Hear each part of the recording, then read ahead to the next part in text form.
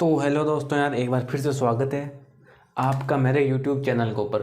तो दोस्तों यार, आज की इस वीडियो के अंदर हम बात करने वाले हैं गॉस लॉ के ऊपर, जो बहुत ही सच में बहुत इम्पोर्टेंट लॉ है। इसमें से आपके हमेशा क्वेश्चन आते हैं, बोर्ड में भी आते हैं और एंड कॉम्पिटिशन में भी आते हैं। तो अब चलो हम आज के क्लास की शुरुआत करते हैं। और इसके लिए क्या ज़रूरी है, सबसे पहले ये बता देता हूँ। इसके लिए ज़रूरी है इलेक्ट्रिक फ्लक्स पढ़ना। क्योंकि गॉस लॉ क्यों आया? क्योंकि हमने इलेक्ट्रिक फ्लक्स जो पढ़ा था ना, जो उसमें हमको क्या ना, पूरे मैथ से मेथड से निकालना पड़ता था। तो गॉस लॉ ने बस उसको सिंपल कर दिया है, ठीक है ना। तो आपको इलेक्ट्रिक फ्लक्स समझ में आया हुआ है तो ये और भी अच्छे से समझ में आएगा। अगर वो समझ में नहीं है तो सबसे पहले आपको उस वीडियो को देखकर आना होगा यार। मैं देखो ऐसा ही नहीं कह रहा हूँ अपने व्यूज़ बढ़ाने के लिए, मैं सही बात बोल रहा हूँ। अगर सीधे आप इसको देखोगे तो आपको टाइम खराब होगा बिना फालतू में, ठीक है ना। तो सबसे पहले मैं आपको थोड़ा बहुत पिछले लेक्चर्स का रिवाइज करवा देता हूँ कि इलेक्ट्रिक फ्लक्स क्या चीज़ है।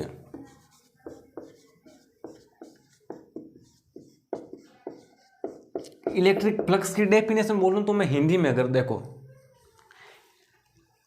अगर किसी सतह के लंबवत गुजरने वाली विद्युत क्षेत्र रेखाओं की संख्या को ना हम इलेक्ट्रिक फ्लक्स बोलते हैं। मतलब कि किसी जो सरफेस है उसके परपेंडिकुलर जितनी इलेक्ट्रिक फील्ड लाइनें निकलेगी ना, उसको हम इलेक्ट्रिक फ्लक्स बोलते हैं। अब एक बात देखो, जैसे समझो, जैसे ये कोई सरफेस है, ये कोई सरफेस है। अब इस सरफेस का एरिया वेक्टर कैसा होगा? ये प्लेन है, इसका एरिया वेक्टर एकदम परपेंडिकुलर होगा। ये मैंने एरिया वेक्टर कैसे निकालते हैं ये मैंने सब पिछले लेक्चर्स के अंदर समझाया है। अब ना मान लो कि भाई इलेक्ट्रिक फील्ड की डायरेक्शन है ये,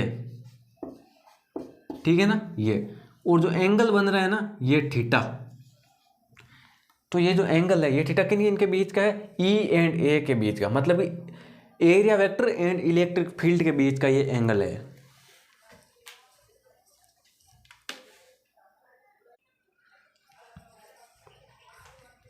तो अब मेरे को इलेक्ट्रिक फ्लक्स निकालना है, तो उसका फॉर्मूला क्या था? इलेक्ट्रिक फ्लक्स को फाई ई से डिनोट करते हैं। ई डी ए, और ये जो थीटा है ना इसको हम बोलेंगे कोस थीटा। अब यहाँ पे ये है इलेक्ट्रिक फ्लक्स का फॉर्मूला, ई ये and area vector D A cos theta. आप डी ए ना लिखो, ए भी लिख सकते हो, ठीक है ना।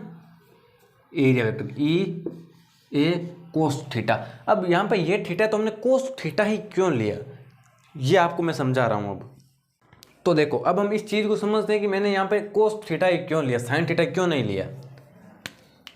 तो यहाँ पे जो ई है ना वो ए के साथ में कितना एंगल बना रहा है? थीटा। अब मैंने बोला था कि जो सरफेस के परपेंडिकुलर जितनी इलेक्ट्रिक फील्ड लाइनें निकलेगी ना वो इलेक्ट्रिक फ्लक्स बनाती है। अब जो किसी दूसरे पे, जैसे यहाँ ऐसे निकल गई कोई इलेक्ट्रिक फील्ड इस तरह है, तो ये प्लेन के अंदर से थोड़ी निकलेगी, ये तो प्लेन के ऐसे पैरेलल निकल गई है, ठीक है ना। अब रुको एक सेकेंड। तो अब यहाँ से ये इलेक्ट्रिक फील्ड गई कुछ एंगल के ऊपर। अब हमें क्या करना है कि हमें इस ई के कंपोनेंट करना है। तो ई का एक कंपोनेंट इस तरफ आ जाएगा, ई कोस थीटा, एंड ई का एक कंपोनेंट इस तरफ आ जाएगा, ई साइन थीटा। अब देखो जो एरिया वेक्टर है ना, तो ई कोस थीटा एरिया वेक्टर के अलोंग है, और ई कोस थीटा इस प्लेन के परपेंडिकुलर भी है, मतलब ये प्लेन के परपेंडिकुलर निकल रहा है। तो ये जो एरिया वेक्टर के अलोंग कंपोनेंट होगा ना वो इलेक्ट्रिक फ्लक्स बनाता है। जो एरिया वेक्टर के परपेंडिकुलर है ना वो फ्लक्स नहीं बनाएगा, इसीलिए ई कोस थीटा है यहाँ पे, ई को A and E cos theta. तो ये चीज़ ध्यान रख लेना कि यहाँ पे जो आपको थीटा दे रखा है ना तो उसका ई कोस थीटा ही फ्लक्स बनाएगा। तो आई होप आपको ये समझ में आया होगा। और फ्लक्स के रिलेटिव हमने यार कुछ बहुत सारे क्वेश्चन भी किए थे पिछले लेक्चर्स के अंदर, ठीक है ना। अब हम चलते हैं गॉस लॉ के ऊपर।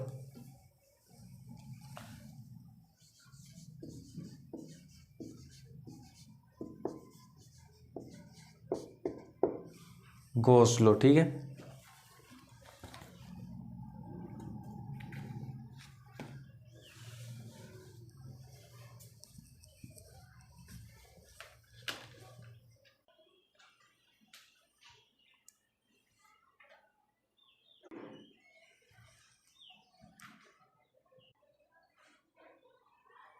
चलो अब हम चलते हैं गॉस लॉ के ऊपर। मैं गॉस लॉ की आपको सबसे पहले डेफिनेशन बता देता हूँ, वो भी हिंदी में। हिंदी में इसलिए बता रहा हूँ क्योंकि हिंदी में हम पढ़ते हैं ना तो यार हमको टॉपिक ऐसा फील हो जाता है, और उसके बाद मैं इंग्लिश में भी डेफिनेशन लिख दूंगा, डरने की जरूरत नहीं है, ठीक है ना। तो सबसे पहले मैं हिंदी के अंदर डेफिनेशन बोल रहा हूँ गॉस लॉ की।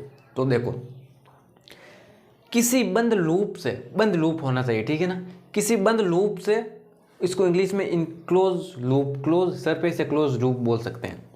किसी बंद लूप से गुजरने वाला कुल फ्लक्स, किसी बंद लूप से गुजरने वाला कुल फ्लक्स उस बंद लूप में उपस्थित आवेश, कुल आवेश का 1/ε0 गुना होता है।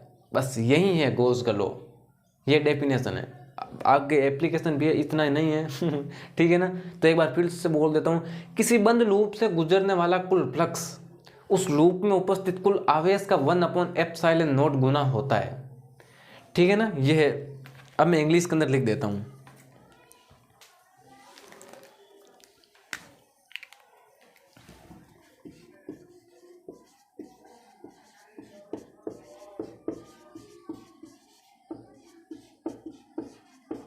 The net electric flux through a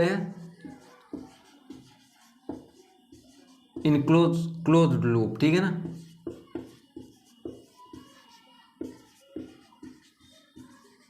close surface जो 3D होनी चाहिए, ठीक है ना, 3D में।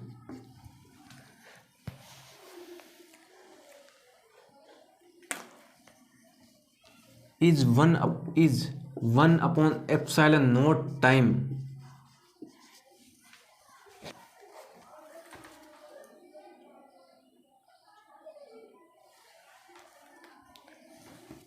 the net charge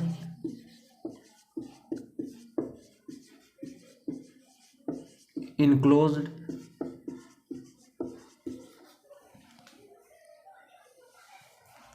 ठीक है ना। तो अभी देखो,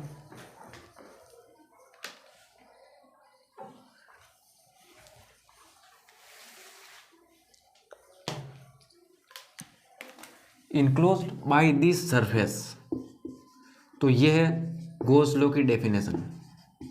जो मैंने बोला था ना वही है, देख लो। The net electric flux through a closed surface, बंद लूप, ठीक है ना, is 1/ε0 time the net charge enclose by the surface. मतलब कि उस लूप के अंदर जितना कुल चार्ज है ना, कुल चार्ज उस लूप के अंदर, बाहर वाले से कोई लेना देना नहीं है गॉस लॉ को, ठीक है ना।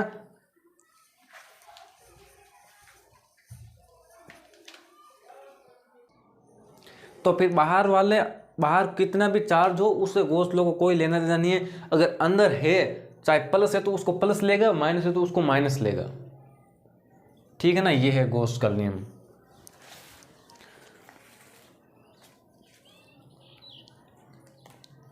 अब आगे चलते हैं। देखो, जैसे क्लोज सरफेस है, मैं इसी को ले लेता हूँ। ये स्पेयर है, क्लोज तो स्पेयर है, 3D के अंदर होता है स्पेयर, सर्कल होता है 2D के अंदर। तो इसके अंदर कोई चार्ज Q है, सेंटर पे रखा है। अब ना तो गॉस लॉ को एक बार phi net equal to Q/ε0, Q में भी क्या, Q नेट वो भी इनसाइड का, लूप के इनसाइड, ठीक है ना, लूप के इनसाइड का। ये है गॉस का नियम, गॉस का लॉ। अब हम क्या करेंगे, अब जैसे ये स्पेयर दे दिया हमको, मैं आपको पिछले लेक्चर्स में जो हमने मेथड से इलेक्ट्रिक फ्लक्स निकाला था एंड गॉस लॉ, दोनों एक साथ लेके चलूंगा ताकि आपको भी पता चले कि क्या क्या डिफरेंस है दोनों के अंदर।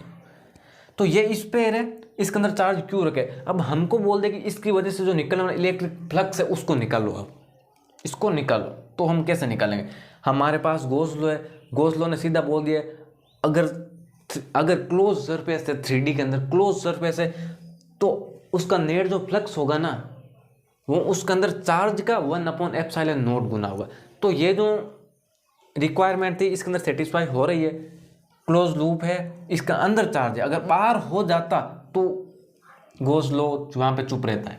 अंदर है तो इसने बोला कि फाई नेट, अंदर जो चार्ज है कुल चार्ज प्लस 1/ε0 गुना होता है। बस ये है। अब इस पेयर की वजह से इस क्यू चार्ज है, इससे निकलने वाला कुल फ्लक्स Q/ε0 होगा। इसको लिख लो। अब यही चीज अगर हम मेथड से करें, अब इसी साइड हम मेथड लेके चलते रहेंगे,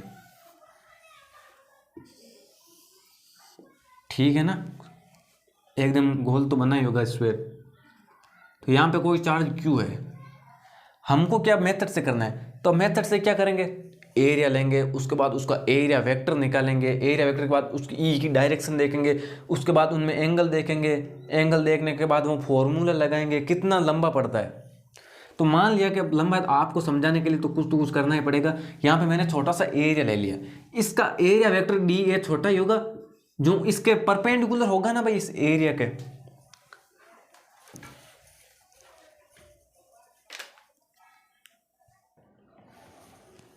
हाँ तो अब देखो, छोटा सा एरिया लिया, इसका एरिया वेक्टर इस तरफ है। अब ये क्यू चार्ज है, प्लस का क्यू चार्ज है, अगर माइनस होता तो मैं इसको आगे माइनस लिख देता, अगर कुछ नहीं तो ये प्लस पॉजिटिव चार्ज है। अब पॉजिटिव चार्ज की वजह से इलेक्ट्रिक फील्ड होता है वो अवे फ्रॉम द चार्ज होता है, तो इस तरह इस डायरेक्शन में होगा इलेक्ट्रिक फील्ड। दोनों के बीच में एंगल थीटा वो 0 डिग्री आपको पता चल गया। हमको क्या निकालना है, हमको निकालना है फ्लक्स। तो कैसे निकालेंगे, E D A cos theta, E D A cos theta. D A छोटा एरिया है तो छोटा सा डायरेक्शन वेक्टर होगा। तो अब देखो थीटा 0 है तो आएगा क्या हमारे पास में, डी ई डी ए, क्योंकि कोस 0 डिग्री 1 हो जाएगा ना। तो बस ये छोटा सा एरिया लिया है तो फाई भी तो डी फाई होगा ना, छोटा सा फाई डी फाई होगा, छोटा सा फ्लक्स निकलेगा। अब हम क्या करेंगे, हम ऐसे छोटे छोटे एरिया लेते जाएंगे तो हमारे पास पूरे स्पेयर का चाहिए ना। हमने तो छोटा सा एरिया लिया, हमारे पास पूरा स्पेयर का चाहिए, तो हम ऐसी कंडीशन के अंदर इंटीग्रेशन करेंगे। अब इंटीग्रेशन करेंगे तब हमारे पास आएगा टोटल फाई। अब देखो ई है ना, जो ई, ध्यान से सुनना आप, ई है जो कांस्टेंट है। अब आप बोले कांस्टेंट कैसे है, चार्ज क्यू है। अब हर एक पॉइंट की, इस पॉइंट की भी, इस पॉइंट की भी, इस पॉइंट की भी, हर एक पॉइंट की यहाँ सेंटर से डिस्टेंस तो सेम ही होगी ना यार, रेडियस है तो सेम ही होगी। तो ई को हमने ले लिया बाहर, बच्चा अंदर क्या, डी ए, इंटीग्रेशन के अंदर डी ए बच्चा है। अब डी ए ये छोटा सा एरिया, ये डी ए छोटा सा एरिया लेते जाएंगे, डी ए, तो हमारे पास फाइनल में पूरा एरिया आएगा ना ए।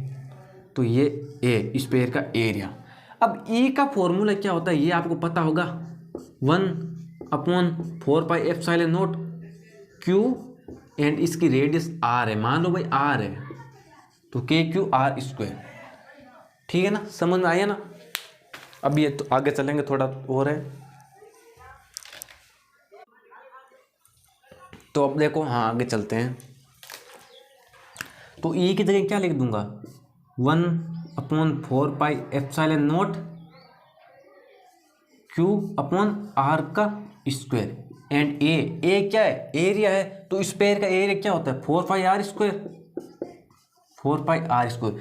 तो 4π से 4π गया, आर स्क्वायर से आर स्क्वायर गया, फाई नेट कितना है हमारे पास में, क्यू अपॉन ये एप्सिलॉन नोट। तो बस ये हमारे पास में आ गया इस स्पेयर से निकलने वाला कुल फ्लक्स। क्या फ़र्क है दोनों के अंदर, क्या फ़र्क है, तो देख लो भाई, गॉस लॉ ने कितना सरल कर दिया है। यही स्पेयर है, यही स्पेयर है, दोनों में सब कुछ सेम है, इलेक्ट्रिक फ्लक्स निकालना था। इस मेथड से करेंगे तो कितना मुश्किल होगा और गलत भी हो सकता है। और गॉस लॉ ने सीधा बोल दिया 3D स्पेस है, उसके अंदर जितना कुल चार्ज है ना अंदर, इसको बस इन्होंने एक ही शर्त रखी कि जो अंदर चार्ज है ना उसी को लेना है, बाहर वाले को नहीं लेना। तो अंदर जितना चार्ज है कुल वो चार्ज 1/ε0 गुना होगा इसका फ्लक्स निकलने वाला। ठीक है ना। अब जो मैं आपको एक चीज़ लिखवा रहा हूँ ना, उसको कॉपी के अंदर नोट कर लियो।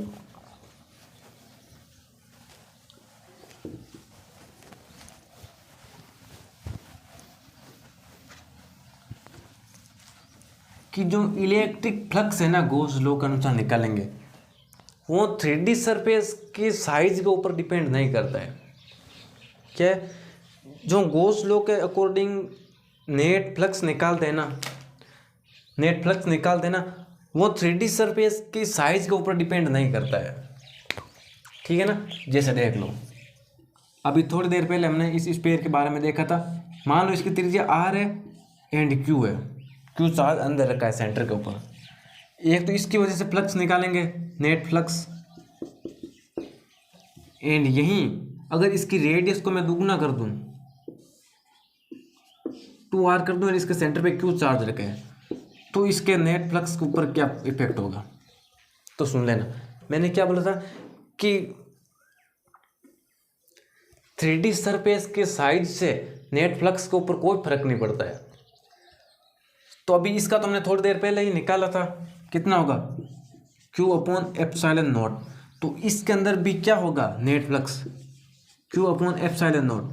क्योंकि गॉस लॉ का ना 3D सरफेस के साइज से कोई फर्क नहीं पड़ता, उसको केवल अंदर चार्ज है ना उससे लेना देना है बस।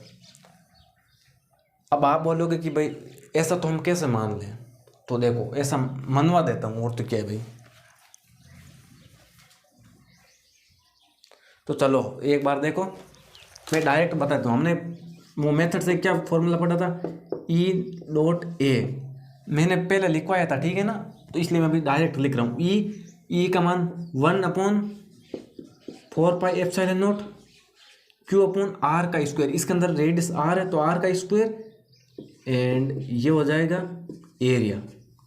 एंड इस तरफ इसमें देख लो, फाई ई डॉट ए, ई क्या होगा 1 अपॉन 4 पाई एप्सिलॉन नॉट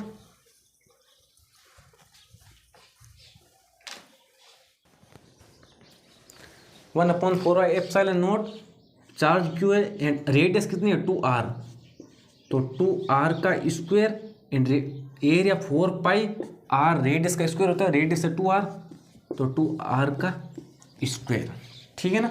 अब इसके अंदर वापस आओ, देखो 4 पाई से 4 पाई कैंसिल, आर स्क्वायर से आर स्क्वायर कैंसिल, आया Q अपॉन एप्सिलॉन नॉट, ये नेट फ्लक्स आ गया। इसके अंदर देखो मैं यहाँ से डायरेक्ट यहाँ पे लिख रहा हूँ, ठीक है ना, ताकि फ्रेम के अंदर आ जाए। भाई 1 अपॉन 4 पाई, 4 पाई से 4 पाई गया, 2r स्क्वायर गया, बचा क्या, Q अपॉन एप्सिलॉन नॉट, ये सेम ही आया है ना। तो ये भी आपको समझ में आ गया कि 3D सरफेस की साइज से कोई लेना देना नहीं है, इससे नेट फ्लक्स के ऊपर कोई इफेक्ट नहीं पड़ेगा, ठीक है ना।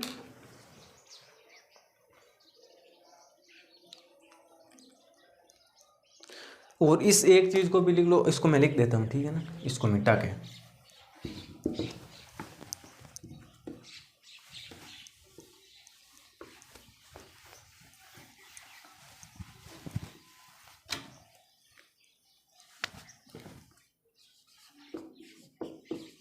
थ्री डी सरफेस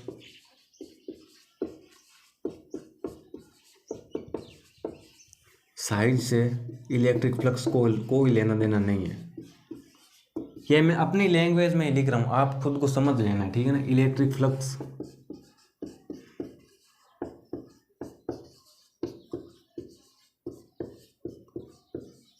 कोई लेना देना नहीं है। इलेक्ट्रिक फ्लक्स को तो ओनली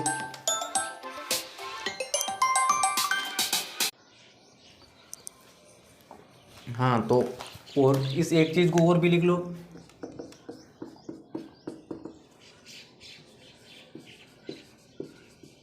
गॉस लॉ के अकॉर्डिंग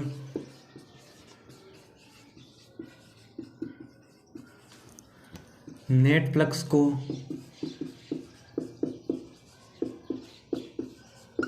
थ्री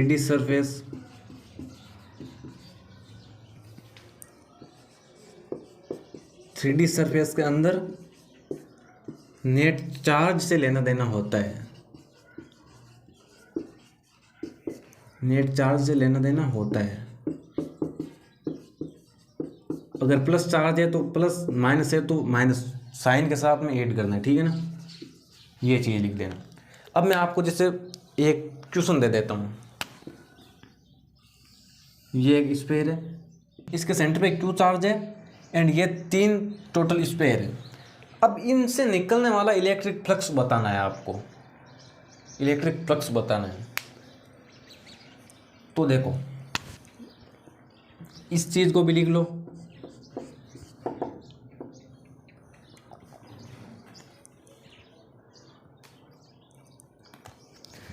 मैं जो लिख रहा हूँ इसको लिख लेना। अगर कोई पॉइंट चार्ज Q है,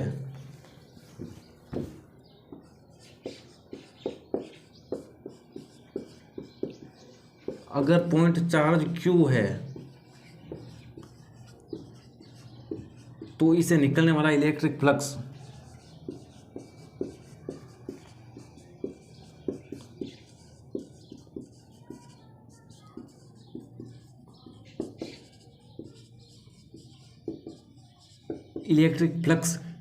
Q अपॉन एप्सिलॉन नॉट गुना Q अपॉन एप्सिलॉन नॉट होगा। ठीक है ना, इसको लिख लो, Q अपॉन एप्सिलॉन नॉट होगा, या फ्लक्स निकलता है ऐसा भी लिख लो। Q upon epsilon electric flux, तो इसे निकल Q अपॉन एप्सिलॉन नॉट होगा, या Q upon epsilon not flux निकलता है। इसको भी याद में रख लेना, 3D सरफेस होना चाहिए। 3D सरफेस मतलब एकदम क्लोज, और उसके अंदर चार्ज Q है, चार्ज Q है, तो उसके बाद में चाहे कुछ भी दे दो, उससे हमारे Q upon epsilon not flux निकलेगा। अब यहीं पे ये चीज़ देख लो, 3D सरफेस है, स्पेयर है ना, 3D है, अंदर चार्ज Q है। अब बाहर चाहे कुछ भी है, कितने भी स्पेयर है, 3 स्पेयर है, 4 आ जाए, 6 आ जाए, कितने भी स्पेयर आ जाए, अंदर चार्ज तो Q ही है ना। तो यहाँ पे मैंने क्या लिखा, अगर पॉइंट चार्ज Q है तो इसे निकलने वाला electric flux Q upon epsilon naught गुना होगा। तो इन तीनों में से निकलने वाला फ्लक्स कितना होगा, Q अपॉन एप्सिलॉन नॉट। बस इतना ही करना है। समझ में आया ना आपको ये भी।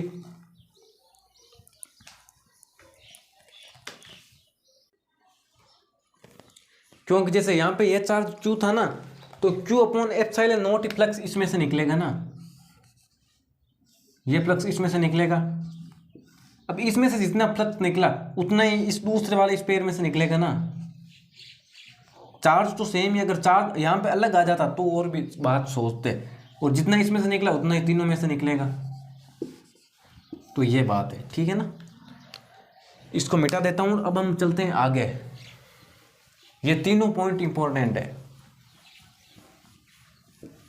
अब हमने साइज की बात कर ली कि साइज मतलब बढ़ा दे, जैसे स्पेयर है R है, 2R कर दे, 3R कर दे, 4R कर दे, कोई लेना देना नहीं है इलेक्ट्रिक फ्लक्स को। Q upon epsilon not T होगा अगर अंदर चार्ज Q है and 3D and close. Fourth point लिखो आप, फोर्थ पॉइंट, इलेक्ट्रिक फ्लक्स को shape of 3D space, 3D sphere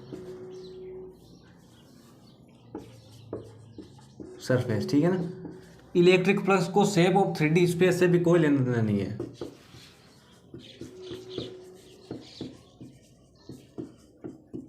से भी कोई लेना देना नहीं है। एक बात बोल दूं मैं, आप ऐसा एग्जाम में मत लिख के आ जाना कोई लेना देना नहीं है। ठीक है ना, ये तो मैं आपको समझाने के लिए लिख रहा हूँ। बाकी आपको तो पता ही है, मतलब आप लैंग्वेज में कैसे लिखोगे कि गॉस लॉ के अकॉर्डिंग इलेक्ट्रिक फ्लक्स को शेप ऑफ 3D स्पेस से कोई प्रभाव नहीं पड़ता है इलेक्ट्रिक फ्लक्स के ऊपर। आप लैंग्वेज में तो लिख के लोगे, और बाकी आप नोट्स में भी ऐसे ही लिखना जैसा मैं लिखवा रहा हूँ नोट्स में, ताकि आप ये वर्ड है ना पढ़ते ही आपको पूरी पूरी क्लास याद आ जाए, इसलिए मैं बोलूँ। अब चलो इसको समझते हैं, शेप का मतलब क्या है। देखो अभी तक तो हमने क्या है ना, मैंने ये स्पेयर के ऊपर बात की थी, हमने केवल स्पेयर ही लिया था, इसके अंदर कोई चार्ज रखा था Q। साइज बढ़ाने पर तो हमने R मतलब डिस्टेंस बढ़ा दी। शेप का मतलब है कि भाई स्पेयर भी हो सकता है, ये कोन भी हो सकता है, कोन भी हो सकता है, क्यूब भी हो सकता है, सिलेंडर भी हो सकता है, कुछ भी हो सकता है ना होने में। तो जैसे ये कोन हो गया, कोन के अंदर चार्ज है मान लो Q, एंड क्यूब भी हो सकता है।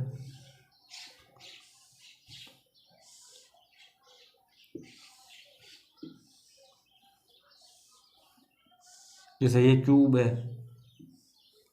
मैंने क्यूब के अंदर कोई चार्ज रख दिया Q। सिलेंडर भी हो सकता है। शेप, अब की बार ये शेप चेंज हो गई ना, ये शेप, इसके अंदर कोई चार्ज क्यू है, तो इसलिए तो ये अंदर चार्ज क्यू है, हमको पूछ ले इनसे इलेक्ट्रिक फ्लक्स कितना निकलेगा। अब अगर इससे पूछ ले फाई नेट, तो मैंने क्या बोला था, अगर 3D सरफेस के अंदर अंदर कोई चार्ज क्यू है तो इससे निकलने वाला electric flux Q upon epsilon naught होगा। होगा कि नहीं होगा? इससे भी कितना होगा, phi net Q upon epsilon naught. समझ आ रहा है ना आपको?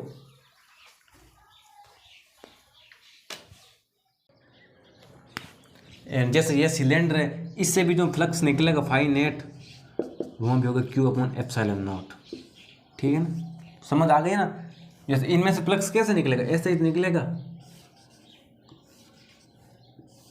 ये इमेजिनरी होता है फ्लक्स, ठीक है ना, ऐसे हम देख नहीं सकते, हमको इमेजिन करना पड़ता है। अब ये तो बीच में अंदर है चार्ज, अगर यहाँ पे सरफेस के ऊपर हो जाता ना चार्ज, तो फिर ये वैलिड नहीं होता, क्योंकि तब तो कुछ फ्लक्स ऐसे निकल जाते बाहर की तरफ, कुछ अंदर से जाते, ऐसे इस तरह हो जाता। अगर इसके अंदर भी जैसे सेंटर में, तो कुछ फ्लक्स ऐसे निकल जाएंगे अंदर से। समझ आ रहा है ना आपको? इसमें से ऐसे फ्लक्स निकल जाएंगे। अगर सरफेस के ऊपर हो जाता ना, तो फिर क्यू अपॉन एप्सिलॉन नॉट नहीं आता। इसीलिए मैं बोल रहा हूँ कि चार्ज अंदर होना चाहिए। तो आपको क्या समझ में आया कि net flux does not depend upon size of 3D surface and shape of 3D surface. समझ आएगी ना आपको? ये चीज़ लिख लेना आप एक बार बैक लेके। तो ठीक है ना भाई, ये समझ में आया ना आपको यहाँ तक? तो एक बार फिर से मैं रिपीट कर देता हूँ कि गॉस लॉ क्या है, phi net equal to Q upon epsilon naught. Q क्या है, 3D सरफेस के अंदर का चार्ज है, ठीक है ना, और वो भी नेट चार्ज, ठीक है ना, क्या नेट चार्ज, उसके बाद में देख लो 3D सरफेस होना चाहिए क्लोज, एंड अंदर जितना भी चार्ज है चाहे प्लस हो माइनस हो सबको ऐड कर लेना बट्टा में एप्सिलॉन नॉट। चलो अब एक और क्वेश्चन लेते हैं हम। और ये चीज़ आपको पता ही है, 3D सरफेस होना चाहिए, अंदर कोई चार्ज क्यू है, 3D सरफेस है, तो उसके बाद शेप एंड साइज का कोई इलेक्ट्रिक फ्लक्स के ऊपर इफेक्ट नहीं पड़ने वाला है, क्यू अपॉन एप्सिलॉन नॉट ही होगा। अंदर होना चाहिए, सरफेस के ऊपर नहीं होना चाहिए, अंदर होना चाहिए। जैसे मान लो ये कोई सरफेस है, Q1 चार्ज यहाँ पे, Q2 चार्ज यहाँ पे, Q3 चार्ज यहाँ पे। अब आप मेरे को बताओ नेट इलेक्ट्रिक फ्लक्स। तो अब देखो हम उस मेथड से करेंगे तो होगा नहीं, क्योंकि यहाँ पे एरिया लिया, हर जगह एरिया लेंगे, इंटीग्रेशन करेंगे, काफ़ी लेंथी मेथड है वो तो, ठीक है ना। हम इसको क्या गॉस लॉ से ही करेंगे। गॉस लॉ क्या है, phi net equal to Q upon epsilon naught. Phi भी क्या, क्यू इनसाइड वाला, ठीक है ना, इनसाइड। अब आपको समझ में आ गया होगा सब कुछ इनसाइड। अब इस लूप के अंदर है ना कितना चार्ज है, 2 चार्ज है, Q1 प्लस Q2 अपॉन में एप्सिलॉन नॉट। तो ये होगा इसकी वजह से नेट इलेक्ट्रिक फ्लक्स, इस लूप की वजह से। इसमें Q3 का कोई पार्टिसिपेट नहीं है, कोई भी योगदान नहीं है Q3 का। मतलब कि हमको आप मेन बात नहीं ध्यान रखना, अंदर जितना चार्ज है उसी को लेना है, बाहर वाले से कोई लेना देना नहीं। अगर मेथड से करते तो उसका फॉर्मूला क्या है, phi equal to E A cos theta, ठीक है ना। मान लो मैंने यहाँ पे ना कोई एरिया ले लिया, अब ये एरिया है तो भाई परपेंडिकुलर एरिया वेक्टर होगा इसका, D A area vector, and इस तरफ मान लिया कि भाई ये पॉजिटिव चार्ज है तो इस तरफ है इलेक्ट्रिक फील्ड।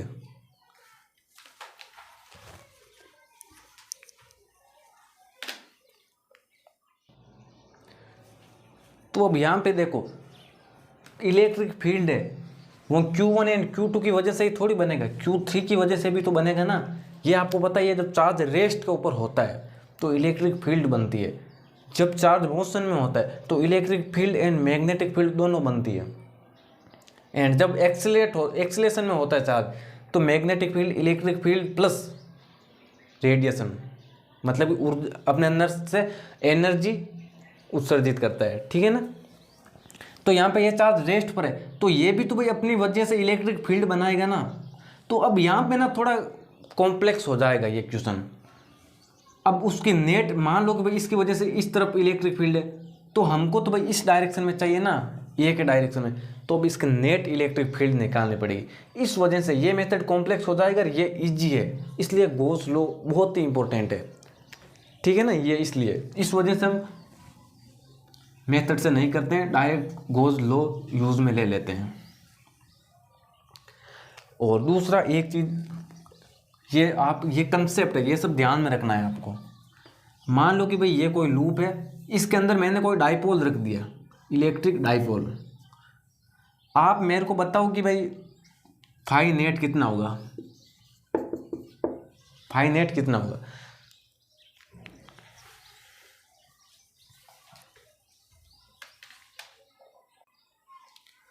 तो इसका फाई कितना होगा आपको पता है, फाई का मतलब इलेक्ट्रिक फ्लक्स। इसकी वजह से जो इलेक्ट्रिक फ्लक्स होगा वो होगा जीरो। क्यों होगा, क्योंकि डाइपोल क्या होता है, डाइपोल, इलेक्ट्रिक डाइपोल, इसके अंदर एक चार्ज प्लस होता है, एक चार्ज माइनस होता है।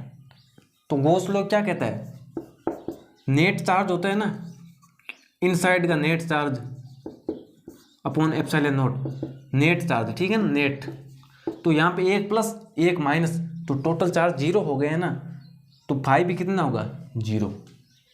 इलेक्ट्रिक डाइपोल में दो अपोजिट चार्जेस होते हैं ना।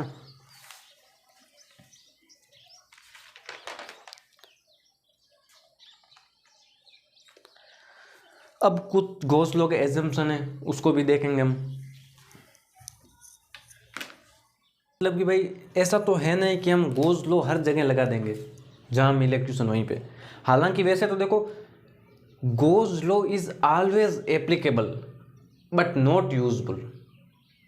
हर जगह लगा सकते हैं लेकिन हर जगह यूजफुल नहीं है ना, कहीं कहीं पे तो भाई ये भी कॉम्प्लेक्स है ही। मैं इसको लिख देता हूँ,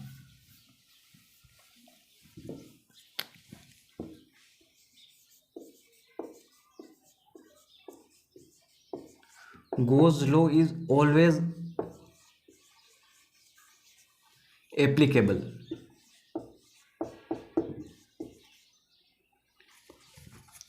एप्लीकेबल मीनिंग कैसे होती है,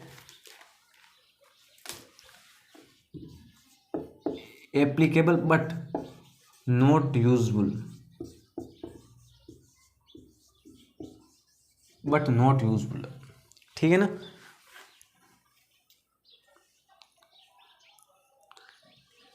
अब इसके कुछ फैक्ट लिख रहा हूँ मैं, जिसको आप लिख लेना। जिसे पहला पॉइंट लिखो, Gaussian surface are symmetric about charge या charge distribution. The Gaussian surface should be symmetric. The Gaussian surface should be symmetric about charge and charge या charge distribution.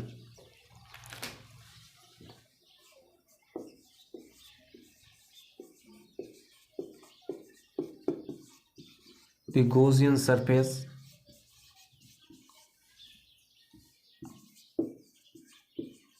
should be symmetric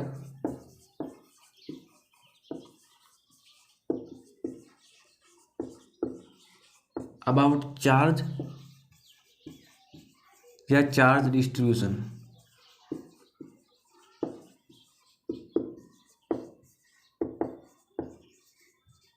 ठीक है ना, इसको लिख लेना। मतलब सिमेट्रिक होना चाहिए, चार्ज ऐसे हर जगह नहीं, सरफेस के ऊपर भी नहीं होना चाहिए, अंदर होना चाहिए। एंड दूसरा point,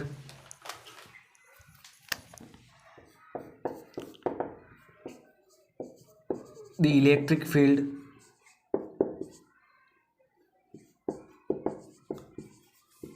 must be, the electric field must be constant या इक्वल होने चाहिए। Symmetric, equal, must be symmetric. Symmetric का मतलब है भाई इक्वल या कांस्टेंट या सेम होनी चाहिए।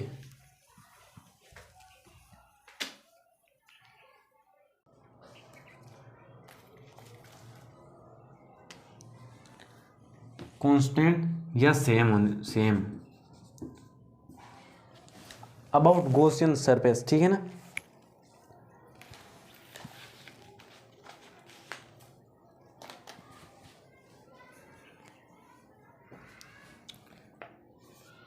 ऑफ ऑल पॉइंट ऑफ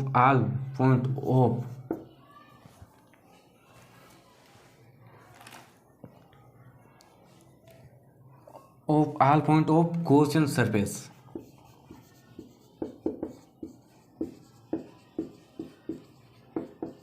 इसको भी नोट कर लेना आप। एंड तीसरा पॉइंट अब लिख रहा हूं,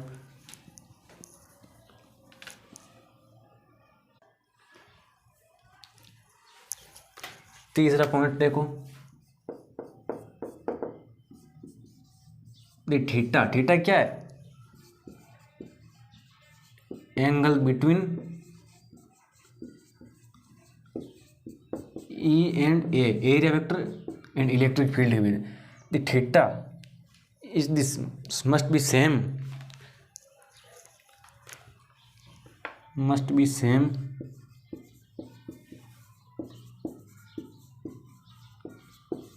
of all point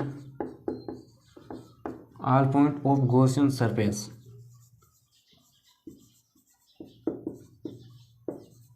इसका मतलब देखो भाई, ये कहना चाहता है कि थीटा है ना, जो 3D सरफेस है उसके अंदर थीटा सेम होना चाहिए। अलग अलग होगा तो गॉस लॉ एप्लीकेबल तो होगा बट यूजफुल नहीं होगा। और मैक्सिमम क्वेश्चन के अंदर थीटा कितना होता है, 0 डिग्री या 90 डिग्री। जैसे आपने देखा ही होगा, जैसे स्पेयर के अंदर थीटा कितना, ए एंड ई के बीच में थीटा 0 डिग्री होता है। वैसे थीटा सेम होना चाहिए। अगर कहीं पे 0 डिग्री, कहीं पे 45 डिग्री, कहीं पे 60 डिग्री होगा तो फिर गॉस लॉ यहाँ पे यूजफुल नहीं होगा, एप्लीकेबल तो होगा। एंड चौथी चीज, ये तो मैंने पहले ही बोल दी थी, गॉसियन सरफेस है ना, वो किसी चार्ज से होकर नहीं जाना चाहिए, चार्ज उसके अंदर अंदर ही रहना चाहिए,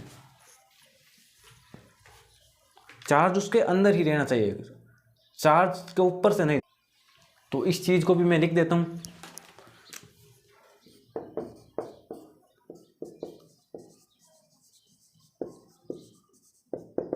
the Gaussian surface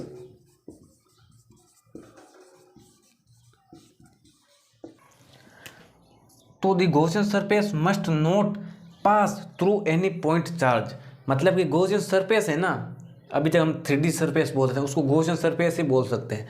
Gaussian surface किसी चार्ज से होकर नहीं जाना चाहिए। जैसे ये मान लो कि भाई ये सिलेंडर है, ये मैंने एक सिलेंडर बना दिया।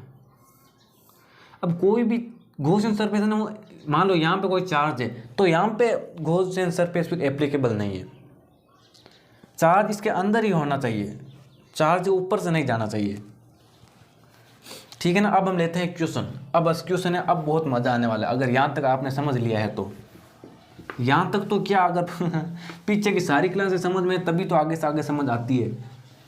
बीच में से कोई भी क्लास लोगे तो आपको समझ में नहीं आएगी।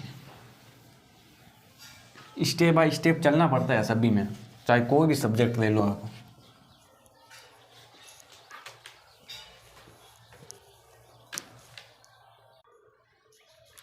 चलो पहला क्वेश्चन एकदम इजी है। अभी तक मैंने जो 4-5 जो लिखाए थे ना फैक्ट, उनको याद में रखना होगा, उन्हीं के बेसिस पे है क्वेश्चन। अब तक तो पहले तो आपने सब उनको लिखा होगा, समझ में नहीं आया होगा, अब समझ में भी आ जाएगा।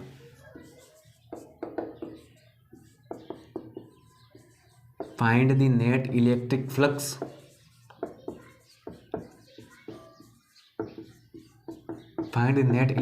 Flux from the cylinder.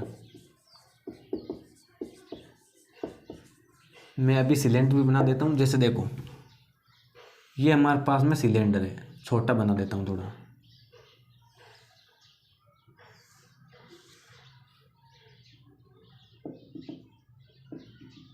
हमारे पास में ना इसके सरफेस के ऊपर चार्ज है Q, इसकी जो लेंथ है ये L/2। हमको निकालना है टोटल नेट फ्लक्स। हमको क्या निकालना है, फ्लक्स। तो अब हम इसको कैसे करेंगे, देखो सॉल्यूशन एकदम इजी है जो अभी तक लिखाया था। तो मैंने क्या लिखाया था, गोस गोस का नियम बोलता है, गोस लॉ बोलते हैं कि भाई अगर आप मेरे को चाहते हो ना तो फिर मेरी सारी कंडीशन है उनको फॉलो करना पड़ेगा, आपको सारी कंडीशन को फॉलो करना पड़ेगा। तो बोला, हमने बोला भाई ठीक है करना भी पड़ेगा, अगर गोस के नियम की कंडीशन को फॉलो नहीं करेगा तो उन मेथड से करना पड़ेगा जो बहुत ही लेंथी है। तो बस हमको क्या करना है, अब देखो गोस का लॉ का पॉइंट क्या था कि गॉसियन सरफेस है ना वो सिमेट्रिक होना चाहिए, सिमेट्रिक होना चाहिए। तो हम यहाँ पे गॉसियन सरफेस बनाएंगे, क्योंकि ये तो सेमी सर्कल है ना, सेमी सिलेंडर, सेमी सिलेंडर। तो ये सेमी सिलेंडर है, इतना L/2 हमको लेने दे दिए। हमने क्या किया, पूरा सिमेट्रिक बनाने के लिए पूरा ये गॉसियन सरफेस भी बन जाएगा, तो हमने इसको पूरा बना दिया। अब हमको सॉल्यूशन लगाना है। अब देखो ये 3D भी है, चार्ज इसके अंदर है ना कि किसी सरफेस के ऊपर है। तो मैंने क्या बोला था कि अंदर अगर 3D सरफेस है, चार्ज अंदर रखा है, कोई चार्ज क्यू ही होना चाहिए, 2Q होगा तो फिर नहीं होगा, चार्ज क्यू है। तो इससे निकलने वाला फ्लक्स क्या होगा, Q/ε0। तो क्या ये सही होगा, ये सही नहीं होगा इस क्वेश्चन के लिए, क्योंकि इस क्वेश्चन में सेमी सिलेंडर बोला है ना यार, सेमी सिलेंडर तो ये है, ये आधा हाफ है, तो बस हमको भी इसका हाफ कर लेना होगा, Q नेट Q/2ε0, बस ये है। अब आप इसको ऊपर से मिटा भी दो ना तो काम चल जाएगा, क्योंकि हमको इसके पीछे का कंसेप्ट पता है, हमें इसको सिमेट्रिक बनाना पड़ेगा। तो हमने ये पूरा गॉसियन सरफेस बनाया था, अब हमारे पास ये सेमी सिलेंडर की वजह से फ्लक्स आ गया, समझ आ गए ना। अब अगले क्वेश्चन की तरफ चलते हैं।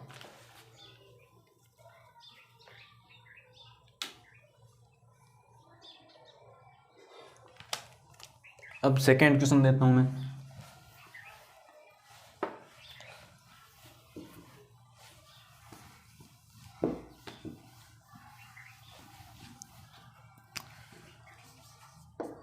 क्वेश्चन सेकेंड, वही नेट फ्लक्स निकालना है, वो मैं लिखता नहीं हूँ, डायरेक्ट डायग्राम ही बना रहा हूँ। ये हमारे पास सेमी स्पेयर है, यहाँ पे चार्ज क्यू रखा है, सेमी स्पेयर है, रेडियस आर है, हमें फाई नेट निकालना है, ठीक है ना। बस इतना ही, ये आपको ध्यान रखना है। हालांकि है तो बहुत ईजी, लेकिन आपको समझ में आ जाए इसके लिए मैं बता रहा हूँ। सेमी स्पेयर सही नहीं बनाओ, एकदम कटोरे जैसा बन गया ना मैं अच्छे से बना देता हूँ इसको।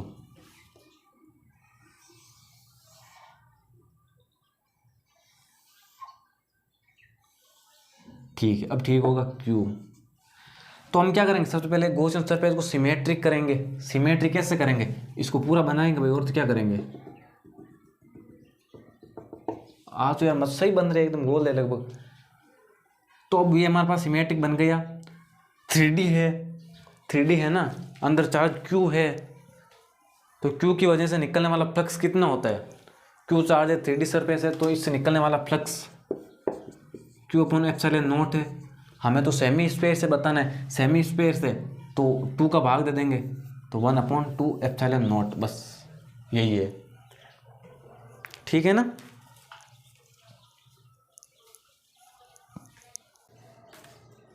अब हम एक बढ़िया सा क्वेश्चन करते हैं जिसके अंदर भी बहुत मज़ा आएगा आपको समझने में, और समझ में आ गया तो समझो समझ में आ गया।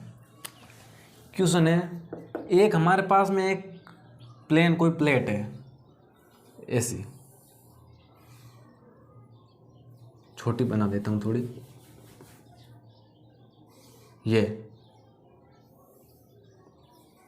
इसकी लेंथ ए है, मतलब स्क्वायर प्लेट है, समझने में स्क्वायर है, ठीक है ना, स्क्वायर प्लेट है। इसके मिड पॉइंट से ए, मतलब कि यहाँ से A/2 डिस्टेंस दूर कोई चार्ज Q है। अब इसकी चार्ज की वजह से इससे निकलने वाला इलेक्ट्रिक फ्लक्स बताओ आप। एकदम सिंपल है, अगर आप अगर आप आता है तो ठीक है, नहीं आता तो कोई बुरी बात थोड़ी है। इस क्वेश्चन में ऐसा इसलिए यहाँ पे इसलिए लिखा है ताकि आपको आए तो ठीक, नहीं तो हम करवाएंगे, ठीक है ना। ये स्क्वायर प्लेट है, इससे इसके मतलब बीच से a/2 डिस्टेंस दूर ऊपर ऊपर, ठीक है ना, ऊपर चार्ज क्यू है, तो इसकी वजह से यहाँ से ऐसा निकलने वाला फ्लक्स क्या होगा, ऐसे। अभी मैं डायग्राम को गंदा नहीं करना चाहता हूँ, आप समझ गए हो गए, ठीक है ना। तो देखो फाई बताना हमको, कैसा करेंगे, गॉस लॉ यूज में लेंगे ना हम, तो गॉस लॉ, और वो क्या कहता है कि सिमेट्रिक 3D सरफेस होनी चाहिए। यहाँ पे 3D सरफेस है नहीं, 3D सरफेस बनाओ भाई, और तो क्या करेंगे। तो बनाने के 3D सरफेस के लिए क्या करेंगे, ये एक स्क्वायर प्लेट है, तो हम क्या करेंगे, क्यूब बनाएंगे ना, क्यूब से हमें पता चल जाएगा कि ये नीचे वाली सरफेस हो जाएगी।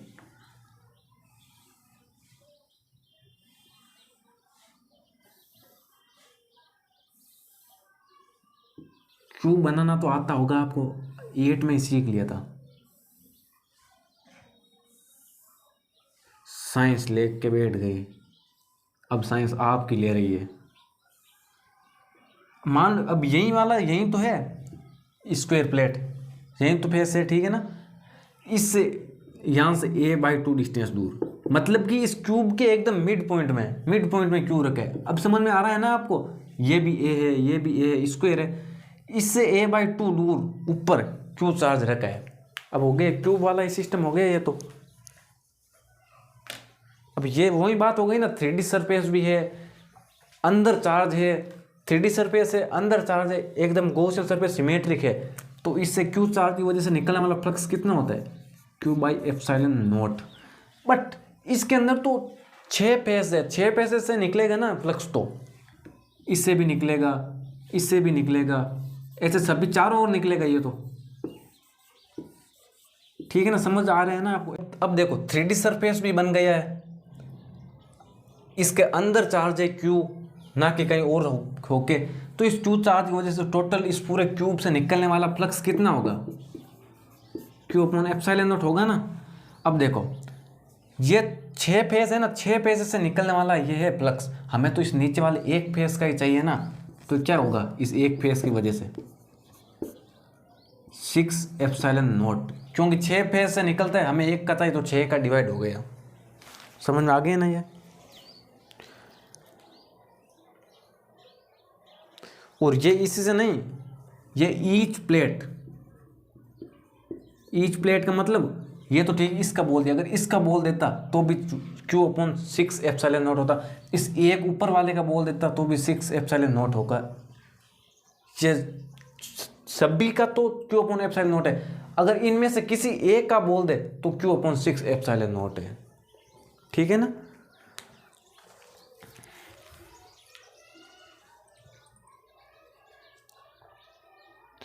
अब एक और बहुत ही कतई जहर क्वेश्चन है, कतई जहर, धीरे धीरे यार सब कंसेप्ट समझ जा दूंगा, देख लेना, कुछ भी नहीं छोड़ूंगा बाकी। अब की बार क्वेश्चन क्या है, थोड़ा चेंज कर देता हूँ, वही क्यूब का ही है, ये क्यूब बना दिया मैंने,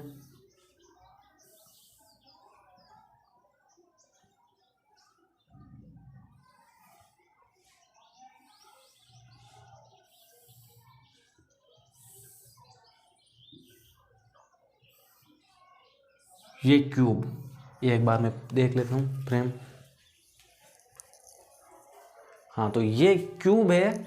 अब की बार चार्ज क्यूब बीच में ना होके इस पॉइंट के ऊपर दे रखा है, अब इसकी वजह से इस क्यूब से निकलने वाला फ्लक्स बताओ।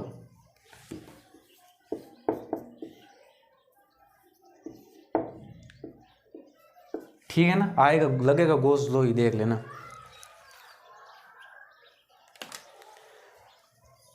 ठीक है ना, find the electric field, electric flux.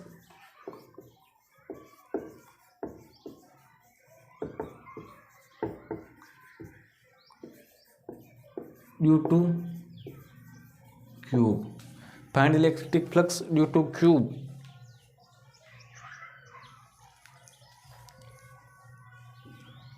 Due two cube from this cube.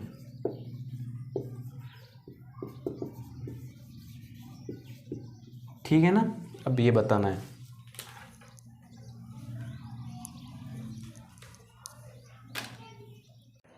अब इस क्वेश्चन को सोल्व करने के लिए थोड़ा आपका इमेजिन करना पड़ेगा, इमेजिन करना पड़ेगा, ठीक है ना, क्योंकि इसमें ना थोड़ा बहुत कक्षा 12th केमिस्ट्री का फर्स्ट चैप्टर है सॉलिड स्टेट, उसमें आपने पढ़ा होगा कि क्यूब मतलब एक कोष्ठिका के ऊपर कोने के ऊपर एक कण रखा है, एक पार्टिकल है, तो 8 एक कोष्ठिकाओं में डिवाइड होता है, ये पढ़ा होगा ना आपने।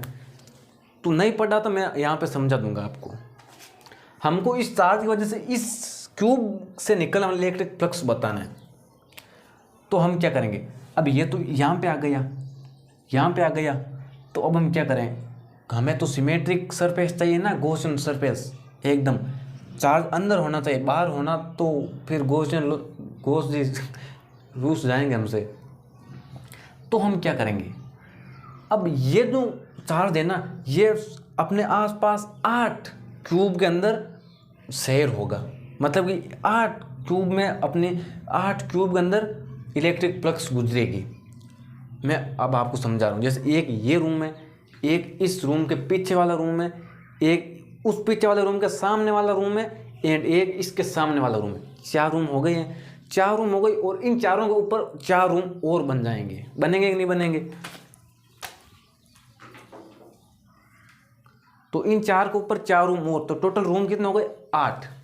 अब 8 रूम है, और मैं इस कोने के ऊपर कोई बड़ी फुटबॉल रख दूँ कोने के ऊपर, तो ऊपर 4 में भी शहर होगी, नीचे 4 में भी शहर होगी, ठीक है ना।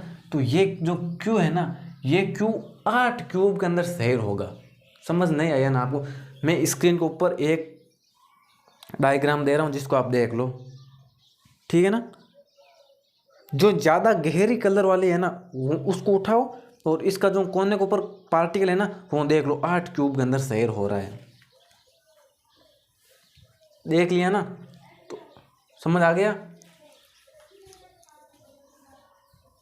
तो वैसे ही बस ये जो क्यू है ना, वो 8 क्यूब के अंदर शहर हो रहा है।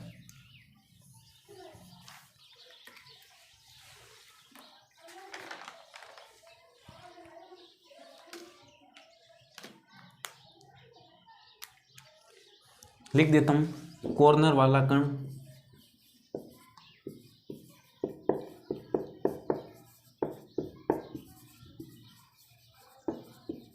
8 क्यूब में शहर होता है। वैसे यहाँ पे करना होगा, चार्ज है तो ये चार्ज 8 क्यूब के अंदर, अब 8 क्यूब से इसका फ्लक्स निकलेगा, हमें तो 1 क्यूब की वजह से चाहिए।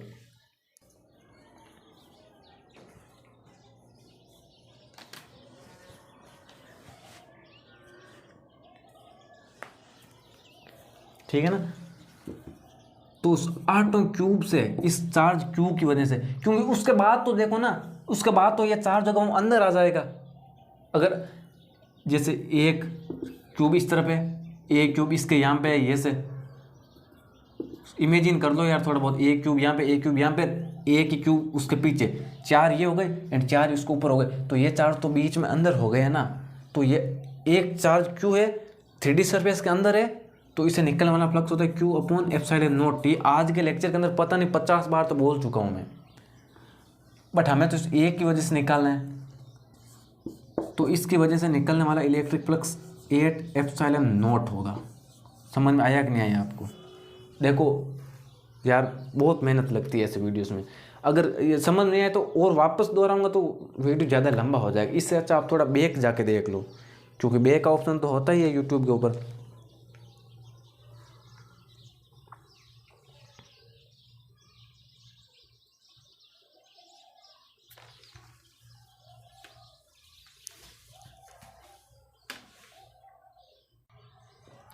अब इसी क्वेश्चन के अंदर ना मैं कुछ और कंसेप्ट समझना इसलिए बता देता हूँ। ये चार्ज इससे ऐसा फ्लक्स निकलेगा ना, इसे ये तो इस 8 क्यूब में से एक क्यूब से निकलने वाला फ्लक्स पूछ लिया। अब अगर आपको इसी क्यूब से किसी एक फ्लक्स से, इसी क्यूब से किसी एक फ्लक्स से इलेक्ट्रिक फ्लक्स पूछ ले, तो आप क्या बोलोगे। तो आप यही बोलोगे ना भाई, एक क्यूब से फ्लक्स निकल रहा है 8 एप्सिलॉन नॉट। तो आप बोलोगे अगर एक फ्लक्स से पूछ ले तो 6 फ्लक्स है तो 6 का डिवाइड कर देंगे, मतलब क्यों 48 एप्सिलॉन नॉट, यही होगा ना। अगर आप ऐसा कर दोगे तो ये होगा रॉन्ग। क्यों होगा रॉन्ग? क्योंकि यार देखो ना ध्यान से, ऐसा गलत क्यों हुआ?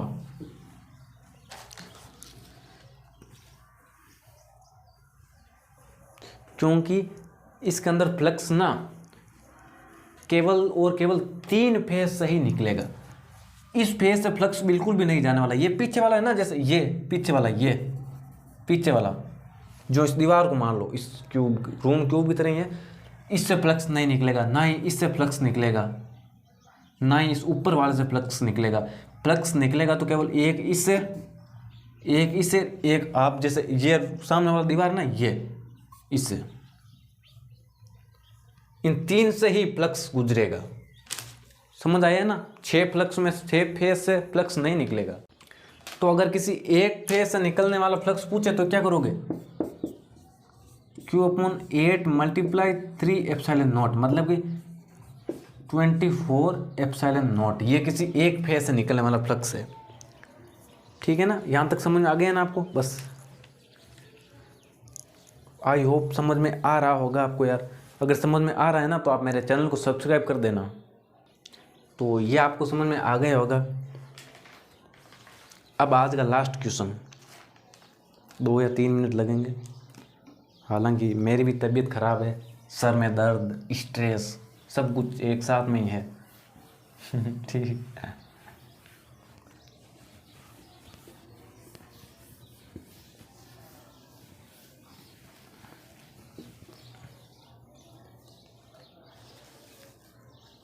तो इसके अंदर देखो, अब का ये जो क्वेश्चन है ना, इसमें देखो ये एक कोण दे रखा है आपको,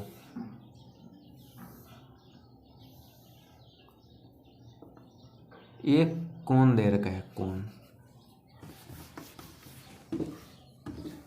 सही से ना बने ना तो फिर पूरा मजा ही ट्यूशन का खराब हो जाए यार। इस कोण के इस वर्टेक्स के ऊपर कोई चार्ज क्यों रखा है? इसकी वजह से वर्टेक्स ऊपर कोई चार्ज क्यों रखे? अब हमको ना इसकी वजह से निकलने वाले फ्लक्स बतानी है, इलेक्ट्रिक फ्लक्स बताना है। करो। तो अब क्या करेंगे? देखो गॉस लॉ ने क्या बोला है। गॉस लॉ चिल्ला चिल्ला के बोल रहा है कि भाई अगर मेरा मुझे यूज़ में लेना है तो मुझे तो सबसे पहले चार्ज अंदर होना चाहिए, उसके बाद में 3D सरफेस होना चाहिए।